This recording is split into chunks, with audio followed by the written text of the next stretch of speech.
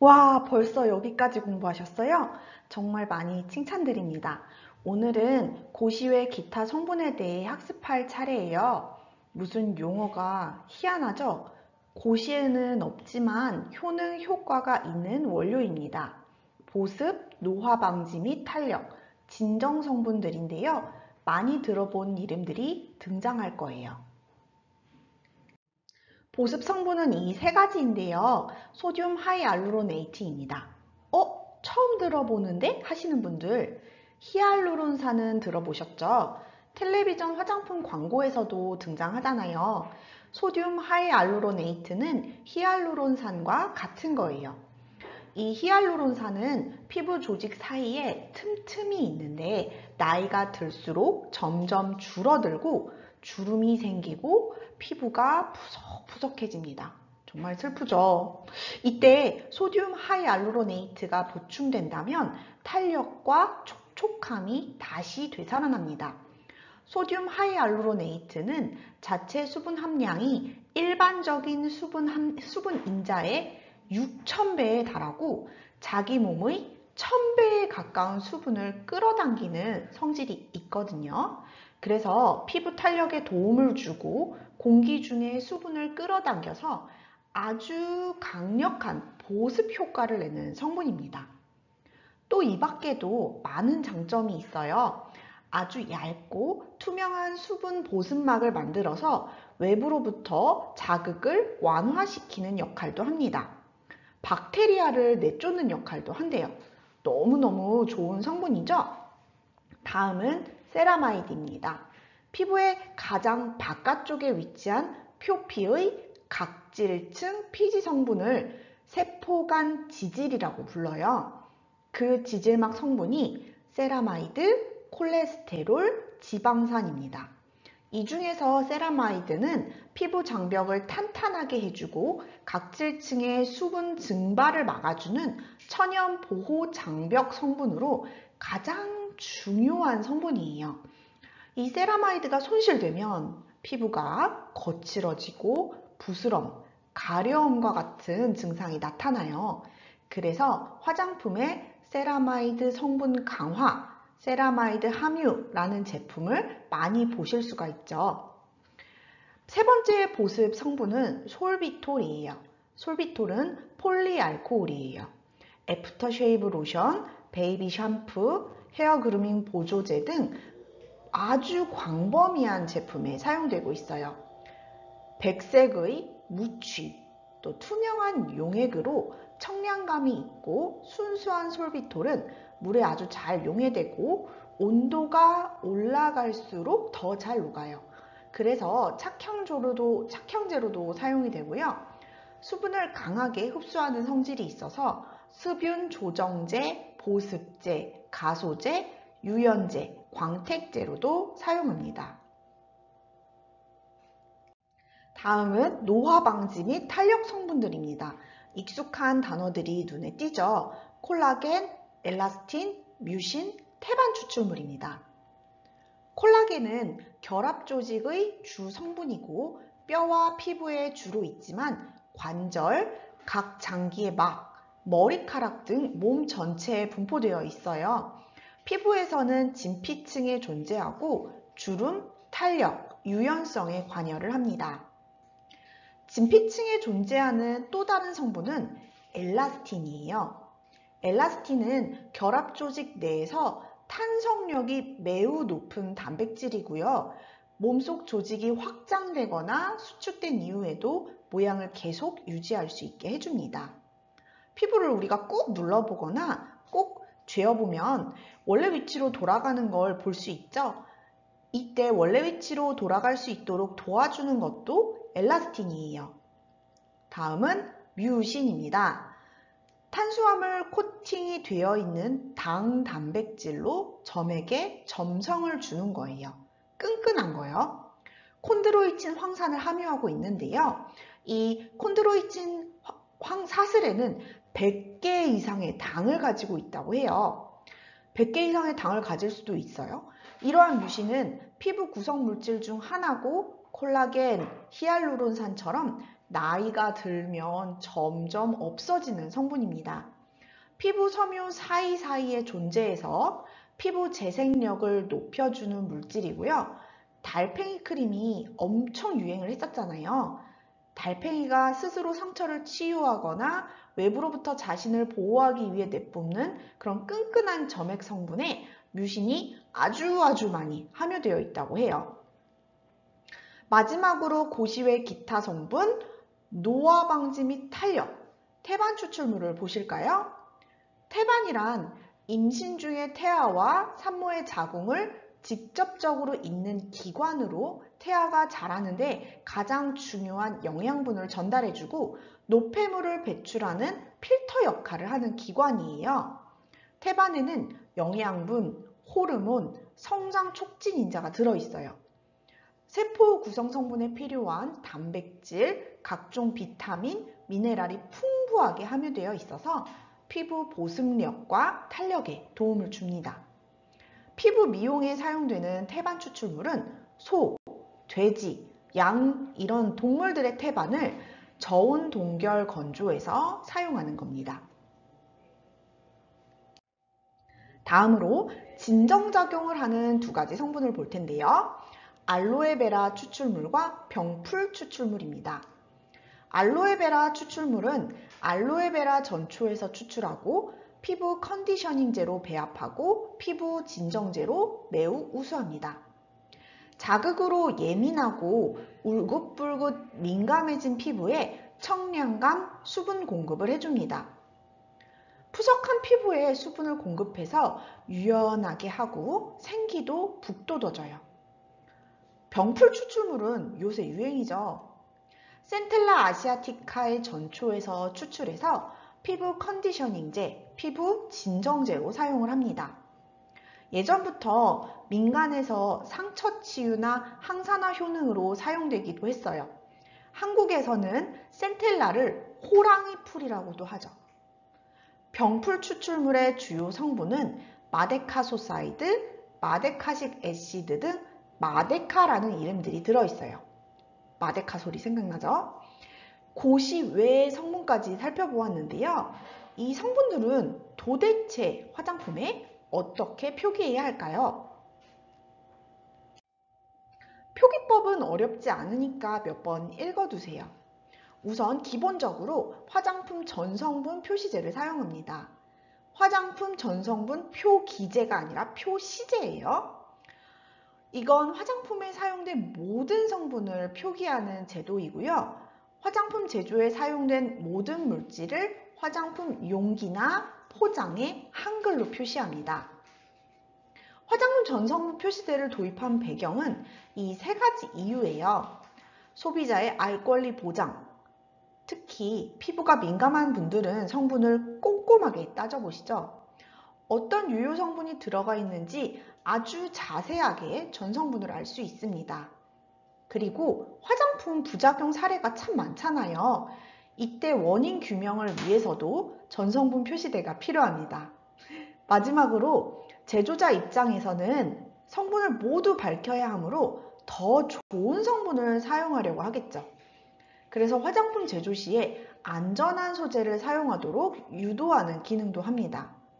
화장품 전성분 표시제는 소비자, 제조자 모두에게 좋은 일이에요. 전성분은 5포인트 이상으로 표시합니다. 사실 5포인트도 작은데 용기나 포장이 작으니까 좀 봐준 건가 봐요. 저는 한 11포인트는 돼야 쉽게 보이더라고요. 그래도 쓸 성분이 많으니까 글씨가 작구나 생각해 주세요. 표시 순서는 사용 함량이 많은 것부터 기재 표시합니다. 그래서 화장품 전성분을 보시면 정제수라고 써 있는 게 가장 먼저 있는 경우가 대다수죠. 정제수. 네, 물이 가장 많습니다. 우리는 주름에 좋은 뭐뭐, 땡땡이 들었다 등 유효 성분으로 홍보를 하는 경우가 많죠. 얼마나 들어있는지 궁금하시면 전성분을 보세요. 순서상 뒤에 있으면 이렇게 함량이 작단 말이야? 하고 실망을 할 때가 종종 있습니다. 함량이 많은 순서로 표시하는 것에도 예외가 있는데요. 1% 이하로 사용된 성분, 착향제, 착색제는 순서에 상관없이 기재 표시가 가능합니다. 혼합 원료는 개별 성분의 명칭으로 기재 표시를 하고요. 색이 많이 들어가는 화장품 있죠? 예를 들면 색조, 눈화장, 두발 염색, 손발톱용 이런 경우에는 착색제가 제품별로 다양하게 들어가잖아요. 호수별로 착색제가 다르게 사용된 경우는 플러스 마이너스 표시 다음에 사용된 모든 착색제를 그 성분들을 함께 기재하고 표시합니다.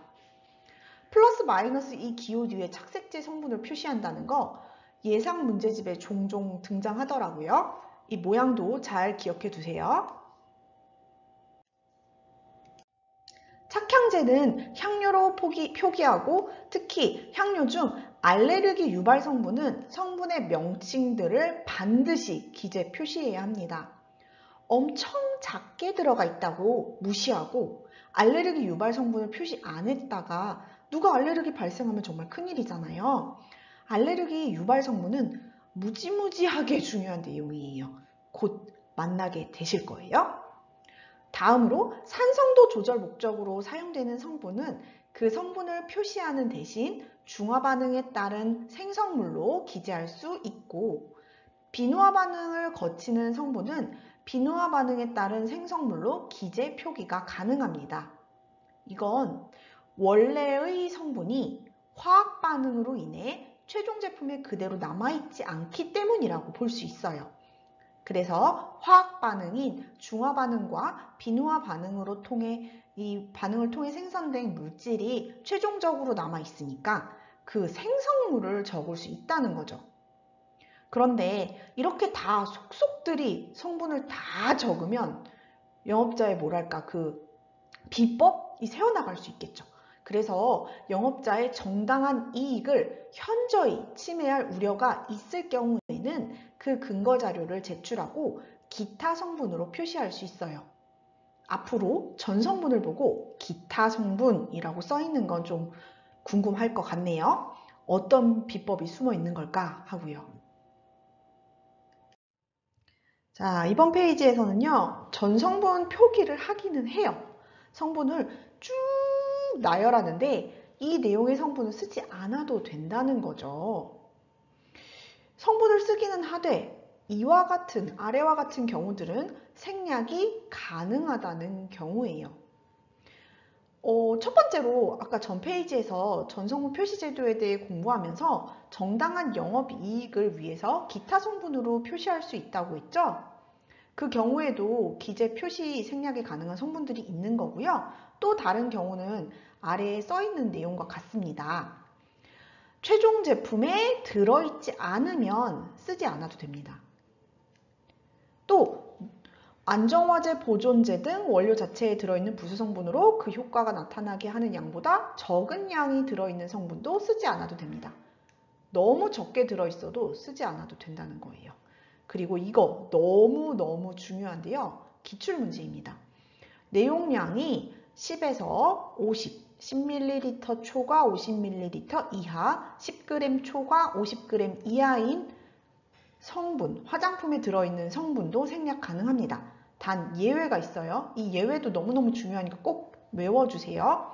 예외는 타르색소, 금박, 샴푸와 린스에 들어있는 인산염의 종류, 과일산, 아하, 기능성 화장품의 효능 효과가 나타나게 하는 원료, 식품의약품안전처장이 사용 한도를 고시한 원료, 이런 것들은 내용량이 이렇게 적은 화장품에 들어있는 성분일지라도 반드시 적어야 합니다.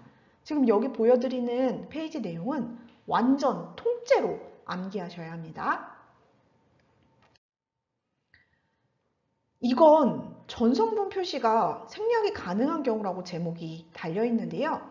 바로 앞 페이지에서 나온 내용들은 전성분 표시제를 하되 그 중에서 일부 성분들이 이러저러한 이유로 인해서 기재 표시가 생략될 수 있다는 거고요. 지금 여기 페이지에서 설명드리려는 건 전성분 표시 자체를 안 해도 된다는 거예요. 뭐 정제수부터 시작해서 아무것도 성분에 대해서 쓰지 않아도 된다는 거죠. 그건 어떤 경우일까요? 50ml 이하의 포장일 경우, 네, 너무 작아서 쓸 곳이 없는 거겠죠. 그 다음 견본품, 비매품 등 판매 목적이 아닌 경우, 샘플 상품 가리키는 거죠. 단, 이러한 견본품과 비매품인 경우에는 전성분 정보를 즉시 제공할 수 있는 전화번호, 홈페이지 주소, 전성분 정보를 기재한 책자를 매장에 비치해야 합니다.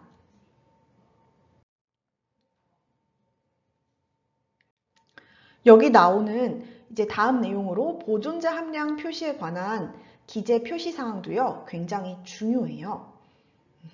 다음에 제품류를 표시 광고하려는 경우에 전성분 보존제 함량을 표시 기재를 반드시 해야 합니다.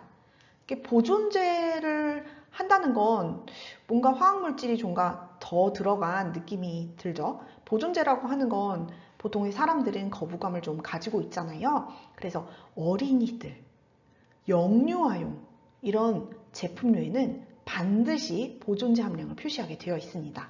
영유아용은 몇 살이죠? 만 3세 이하의 어린이용, 그리고 어린이용은 만 4세 이상, 만 13세 이하 이런 어린이용 제품류에는 보존제 함량을 꼭 표시해야 합니다. 시크릿 노트 교재 잘 따라 보고 계시죠? 7번 화장품의 기재 표시 사항입니다. 전성분 표시 외에도 적어야 할 사항들이 있죠.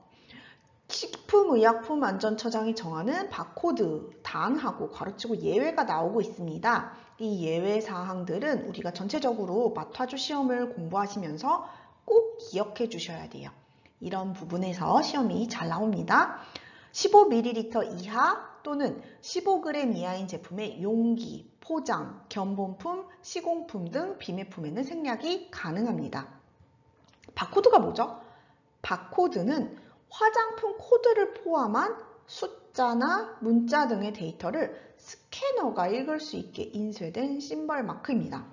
사실 보통의 바코드는 우리가 마트에서 장을 봐도 화장품이 굳이 아니더라도 바코드가 다 찍혀 있잖아요. 많이들 보시죠? 근데 화장품에서 사용하는 바코드에는 화장품 코드가 들어있어요. 이 화장품 코드라는 건 화장품을 식별하기 위해서 고유하게 설정된 번호인데요.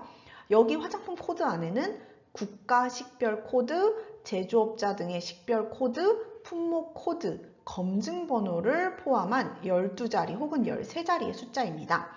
이렇게 화장품에 대한 모든 정보를 가지고 있다고 보시면 돼요. 이 화장품 코드에는 그 화장품 코드를 포함한 인쇄, 심벌 마크가 바코드입니다. 그리고 기능성 화장품이라면 심사받거나 보고한 효능, 효과, 용법, 용량까지 기재 표시가 되어야 하고요. 성분명을 제품명의 일부로 사용한 경우라면 그 성분명과 함량을 적어줘야 합니다.